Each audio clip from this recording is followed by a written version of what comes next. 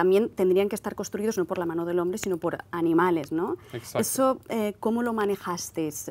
¿Qué referencias os dieron para empezar a crear todos esos escenarios? Bueno, como referencias teníamos cosas muy variadas, ¿no? Habían ciertas cosas que todas obviamente estaban inspiradas de la naturaleza por el acabado final, pero obviamente habían ciertas cosas en que teníamos un poco más de libertad que otras, ciertas estructuras, como por ejemplo la idea, digamos, era que el mundo de Ga'Hoole, el mundo de los héroes de Ga'Hoole era una civilización un poco más avanzada, más noble. Por ende, tenían acabados arquitectónicos hasta cierto punto. La estructura misma del árbol es un poco más sofisticada, más elegante. E inclusive eso se trasluce obviamente en la caracterización de los personajes y las armas y esas cosas, ¿no? Por otro lado, el mundo de los villanos, que era el mundo de Metal Gear, en el que tuve bastante participación igualmente, era casi lo opuesto, ¿no? Era el mundo de la Edad Media, el mundo del oscurantismo, en el que había un aspecto más brutal, ¿no? de esas cosas. Y para hacer todo esto, obviamente tuvimos referencias de elementos naturales como roca, árboles, formaciones existentes en Australia o Tasmania, pero tuvimos también cierta libertad de crear las cosas en función a nuestras necesidades. Entonces, el proceso es que el departamento de diseño os da el diseño y el siguiente paso, ¿qué es lo que haces? Bueno, con ese diseño básicamente vamos directamente al ordenador. Muchas veces, a diferencia... ¿Se hizo todo por ordenador? Exactamente, no utilizamos... Bueno, el departamento de arte utilizó, hasta donde yo sé, algunas miniaturas temprano en producción, pero finalmente se dieron cuenta que era mucho más eficiente pasar directamente al ordenador y ver las cosas a través de la cámara y conversar directamente con Zach y tener una aprobación o un feedback inmediato, ¿no? Acerca de eso. Entonces, rápidamente del diseño, inclusive si era un diseño que no estaba totalmente acabado, no totalmente cuajado, pasábamos directamente a diseñarlo prácticamente en 3 dimensiones, eliminando un poco de trabajo de diseño que obviamente para un mundo tan vasto como el de Ga'Hoole hubiera sido inmenso, ¿no? Una tarea en sí. También estos estudios espaciales ayudarán al departamento de diseño a hacerse un poco más a la idea cómo está quedando eso que están creando. Es una comunicación en doble sentido, ¿no? En ciertos casos, obviamente, el modelador puede aportar algo que inclusive el diseñador mismo no ha pensado antes, o podemos ver ciertos problemas que pueden venir más tarde, ¿no? Problemas de animación, problemas de efectos especiales, problemas de iluminación, problemas de encuadre. Entonces, todas esas cosas nos sirven para ir ida y vuelta entre el diseño, el director y la producción final. Es una especie de interfase entre los dos, ¿no? Es una etapa suplementaria, pero que nos permite ganar mucho tiempo después de eso. Pierre, ¿y qué herramientas habéis utilizado? Bueno, eso es lo interesante. Al momento de llegar a estudio espacial hemos básicamente, y es algo que seguimos haciendo cada vez más en Animal Logic, hemos tratado de empujar hacia una flexibilidad máxima. En ese momento realmente se trata simplemente de crear volúmenes y absolutamente cualquier herramienta puede ser utilizada. En este caso específico utilizamos mucho Maya, por el hecho que íbamos a utilizar Maya de Autodesk para la utilización de animación y cámaras. Pero para la creación de volúmenes hemos utilizado herramientas muy variadas como ZBrush, como Matbox, y básicamente cualquier cosa que podía acelerar el proceso o inclusive ayudarnos en la creación de formas que no son tan sencillas de hacer, como formas naturales, como rocas, como árboles, fueron utilizadas en el proceso de fabricación, particularmente en el estudio espacial, ¿no? Pierre, tenemos 2 escenarios principales en la película. Uno es el palacio de Metal Gear, de los malos, y el otro es el árbol milenario, el árbol de Ga'Hoole, ¿no? Exacto. ¿Cuál ha sido el reto creativo en ambos? Bueno, los dos han tenido retos un poco distintos, pero básicamente es realmente una historia épica del bien contra el mal. Así que teníamos que encontrar realmente maneras de diferenciar esos dos mundos, como te dije, ¿no? Uno era el mundo más de una edad primitiva, de un mundo que un poco reaccionario a esa cultura más noble de Ga'Hoole, que era el mundo de Metal Gear, y obviamente el mundo de nuestros héroes, ¿no? Que tenía que ser un árbol majestuoso, lleno de vida, muy ocupado, muy activo, ¿no? Parece como una mini ciudad. Exacto. La idea era de hacer prácticamente una mini ciudad dentro de eso, con todos estos búhos y estos personajes viviendo en armonía, ¿no?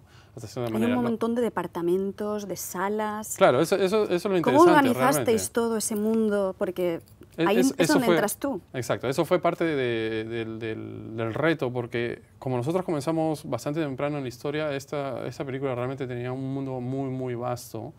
Y el departamento de arte lo diseñó como un mundo extremadamente vasto. Desgraciadamente, muchísimas cosas que construimos no fueron vistas realmente por cuestiones de edición. Pero realmente nosotros fuimos tras el proceso de ser lo más fiel posible al material inicial del departamento de arte.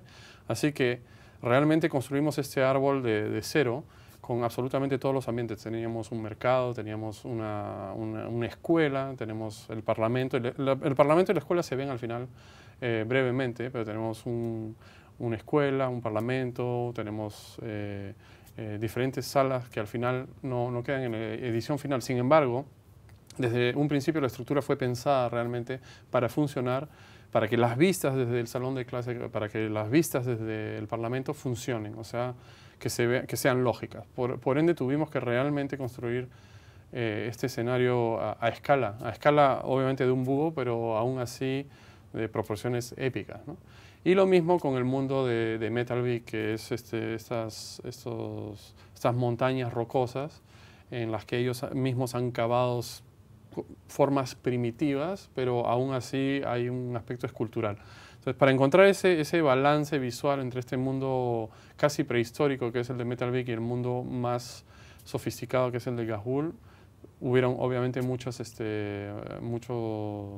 iteraciones, muchas versiones, y luego, bueno, obviamente tuvimos que pasar a los modelos de producción y hacerlos utilizables, digamos, por el resto del pipeline de producción. Y todo esto lo hacéis por partes y luego podéis vosotros como navegar virtualmente por ese mundo y ver si funciona realmente. Exactamente. Y es cuando encontráis que hay problemas, ¿es eso lo que pasa? Es exactamente lo que pasa. O sea, muchas veces en muchas producciones uno tiene tendencia a muy rápidamente utilizar atajos para solamente crear lo que está en cámara, pero particularmente en estudios espaciales tratamos inicialmente rápidamente, obviamente porque teníamos un límite de tiempo, de crear el mundo tal cual, sí. Porque al mismo tiempo nosotros sabíamos que ciertas cosas no quedarían al final en la película, pero nos servía para nosotros como una pauta de animación, de distancias, de velocidades, de lógica, de orientación, efectivamente. Entonces hay ciertas cosas obviamente que no hicimos en gran detalle, pero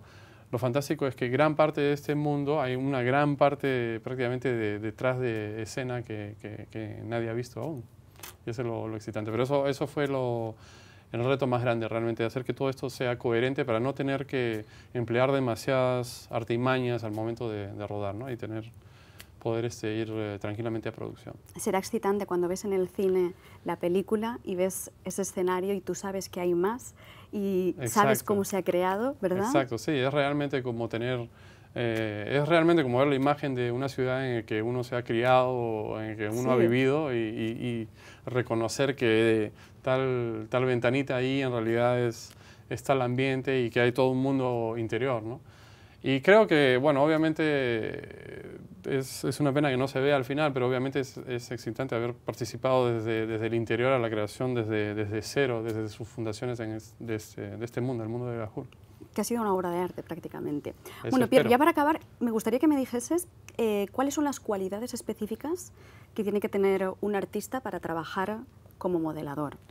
Bueno, modelador es obviamente ni más ni menos que un escultor virtual. En vez de lo que se hacía antiguamente en el departamento en el model shop de una película con actores reales, ahora lo hacemos por ordenador. Así que muchas de las cualidades son las mismas. Uno tiene que tener obviamente una percepción espacial excelente.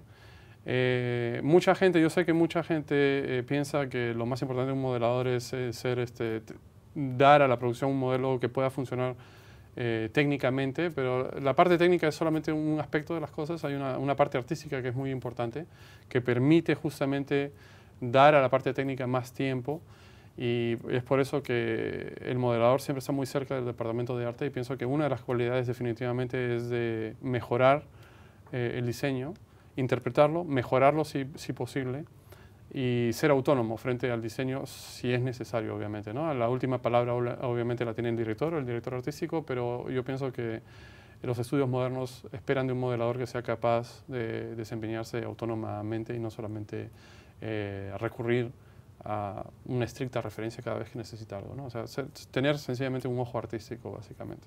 ¿Hay mucha matemática metida en el tema del modelado? No, en el modelado, bueno, puede suceder que encontremos algún problema. Por el tema de perspectivas, sí. No, gracias a Dios la computadora nos ayuda mucho a resolver eso. Es un proceso bastante análogo, por así decirlo. No es el proceso de fabricación en postproducción que sea el más tecnológico.